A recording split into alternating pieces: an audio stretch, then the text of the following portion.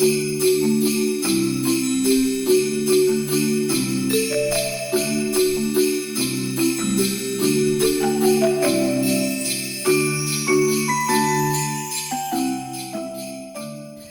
Misfitians, and welcome back to another video. So today's video is going to be a little bit different of a setup. Today I'm going to be doing more of a vlog of basically my day. I'm going to be doing some work stuff, but that's mainly boring stuff like editing on the computer and answering emails and all of that. So I'm not going to record that. But I wanted to today kind of talk about traditions, especially Christmas traditions, because I have a couple of things that I need to do today that are related to Christmas traditions. So why don't you just come along with me and let's have fun. All right.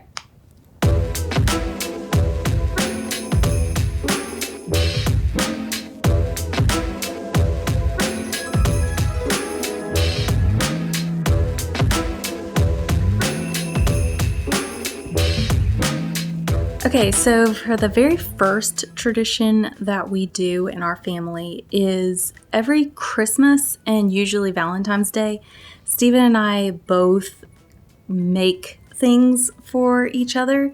So every Christmas I typically do like a drawing or a painting, or sometimes I've made like little books as well for him.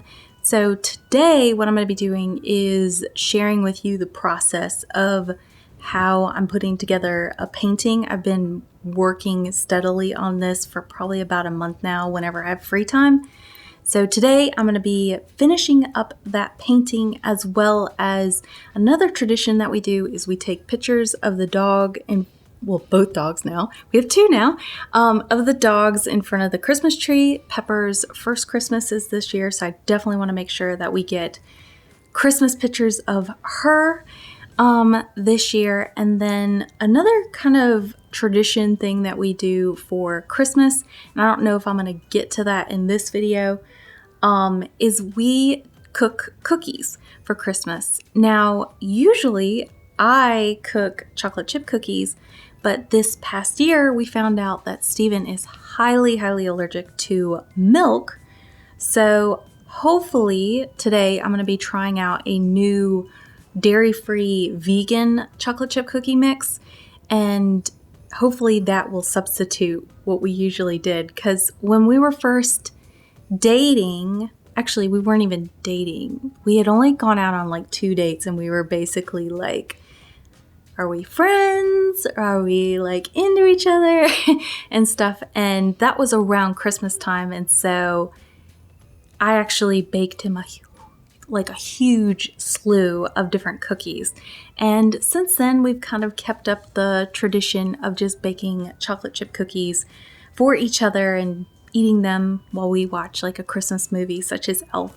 So that's another thing that I'm going to do hopefully today or either tomorrow. But one thing that I wanted to ask y'all is, like, what kind of traditions do y'all do for Christmas or for whatever you celebrate, whether it's not Christmas?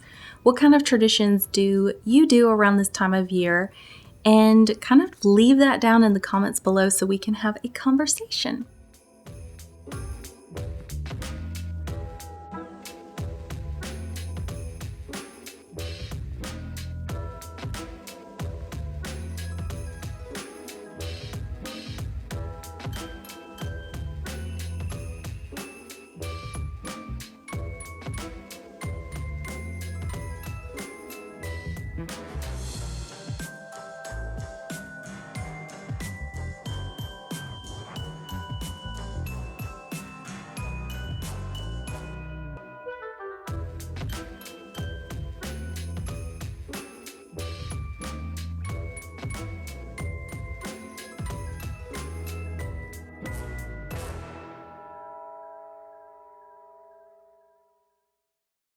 So I'm about halfway done now with the painting, but I wanted to check in and just tell you some things that came to my mind while I was painting.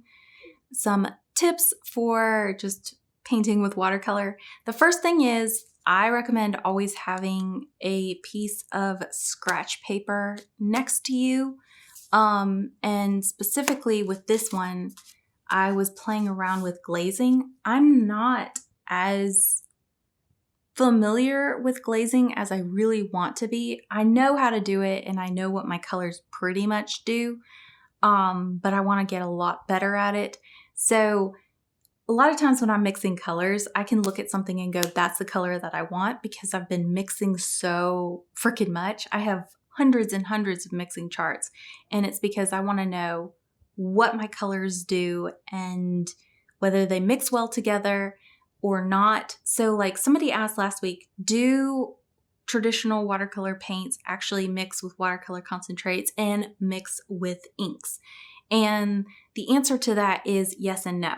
Some watercolor tube paints do not mix with watercolor concentrates, such as when I was mixing my Payne's Gray with my black ink. Those two had a chemical reaction and they did not mix. They created this funky texture thing. I've never mixed those two together before, so I didn't know that would happen. But I want to say probably 90% of my supplies, I've already swatched them. I've already played around with them. I know what they're going to do and when they're going to do it. So some colors will have chemical reactions with inks, like mixed media supplies, and others won't. The best way to figure that out is just to swatch and play around with it. Another thing is just play around with, if you're a little bit hesitant about a color or about a glazing technique, how it's going to change the color that's already on the page, I always put a swatch down on a piece of scratch paper, and then if I'm a little bit uncertain about putting a new color on top of something, usually glazing is where this happens for me, I'll glaze it on top and then just let it dry and see if I like it or not. If I don't, I'll just mix it up. It's usually just a couple of minutes, and then I feel totally confident that I've made the right decision. So that's one thing that I really recommend doing. And then another thing that I really recommend doing, and my drawing instructor challenged us to do this a lot. In fact, he had like a timer where we had to do it no matter what. But when you get to a place, especially in your ugly stage of your painting, sometimes it's just good to take a step back, and that's kind of what I'm doing right now, and go get a cup of coffee, go do something else, and then come back and take a look at it with fresh eyes. So I highly recommend, at this stage, I'm almost kind of done, but it's nice to just walk away and then come back and look at it and go, okay, is something a little bit off, or is there something that I need to recolor? Such as I was painting Steven's jacket sweater, his red one, it was too bright compared to me in my drawing form. So I need to tone that one down. And I probably wouldn't have noticed that if it was really up close to me, just continually painting. But by taking a step back, I was able to figure that out. Another thing that you can do, and my drawing instructor in college also recommended this, is sometimes just taking your painting, do this when it's dry, and flipping it, just getting a new set of eyes on it. So you can take it, flip it sideways, flip it upside down. But by doing that, you're going to get a different look at your painting and kind of be able to judge color more.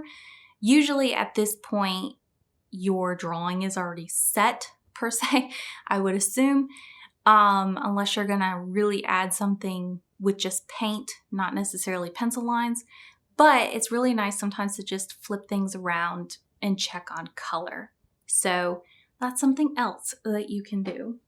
Anyway, I'm going to get back to this and try and finish it up, hopefully soon.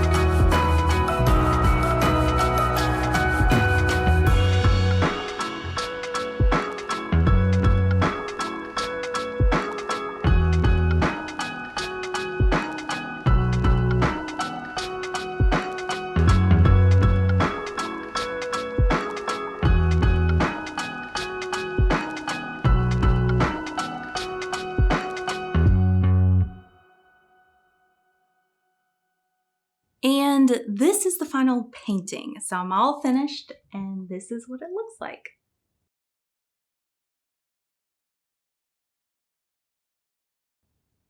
So that is it for this particular video. Before I completely leave, I'm going to show you some cute video that I took of the dogs getting their Christmas pictures. And I'm going to take a couple of weeks off just to celebrate Christmas with family. And then I will come back and we will start the new year together in 2020.